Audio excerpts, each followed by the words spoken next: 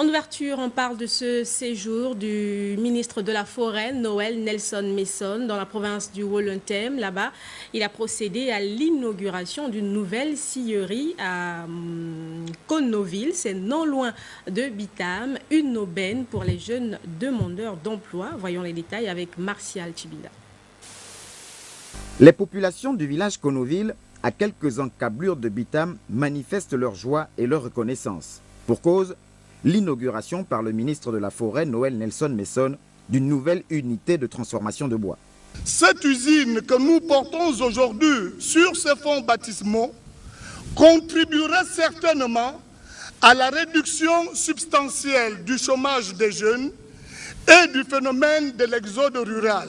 C'est donc une très grande fierté, non seulement pour les populations de Connoville, les deux églises, mais pour celles des environs et de façon générale, celles de tout le Gabon, de voir ce projet que jadis était un rêve devenir aujourd'hui une réalité. Tropical Timber Industry Board recrute pour le démarrage de cette unité 80 ouvriers issus en majorité de la région. La satisfaction est totale à tous les niveaux.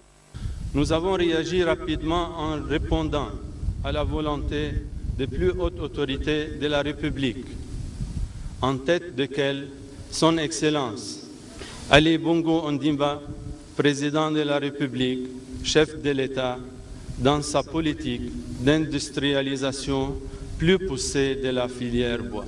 À terme, TTIB va ouvrir des points de vente à Bitam bien sûr et Minvoul, tout en poursuivant la mise en place d'une base vie pour les ouvriers et familles, une cité pour les cadres, bref, un environnement qui devra refléter la vision du chef de l'État pour ce secteur. Cette usine est la manifestation concrète de la politique et de la vision de Son Excellence Ali Bongo Ondimba, président de la République, chef de l'État. Un des piliers de cette politique, c'est le Gabon vert, auquel il faut ajouter le Gabon industriel.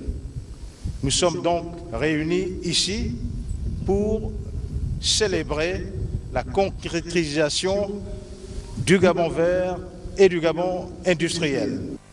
Et pour les perspectives encourageantes de cette vision sociale, plusieurs personnalités politiques et cadres de la province étaient présents.